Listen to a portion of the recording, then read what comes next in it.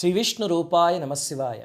పూజ చేస్తున్నప్పుడు కానీ ఎక్కడైనా ప్రవచనాలకు వెళ్ళినప్పుడు కానీ మధ్యలో ఆవులింతలు వస్తే దేనికి సంకేతం అండి? శుభమా అశుభమా అని అడుగుతున్నారు జనం. సామాన్యంగా ఆవలింతలు రెండు కారణాల వల్ల వస్తాయి.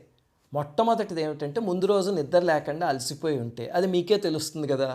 రెండవ కారణం ఏమిటంటే అవతల పక్క ప్రవచనకర్త చెప్తున్నవి చాలా మంత్రపూరితమైనవి కానీ శక్తివంతమైనవి కానీ ఉన్నాయనుకోండి, అప్పుడు మనలో ఉన్న నెగిటివ్ ఎనర్జీ ఆవలింతల రూపంలో బయటికి వెళ్ళిపోతుంది అని మాస్టర్ సివివి గారు చెప్పారు.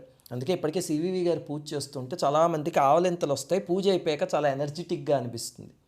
అంతే కారణం తప్ప అందులో అశుభము శుభము ఇంకేమీ లేవు. అందుకని అలా బెంగ పెట్టుకోకుండా హాయిగా ప్రవచనాలకు వెళ్ళండి, హాయిగా పూజ చేసుకోండి. శ్రీమాత్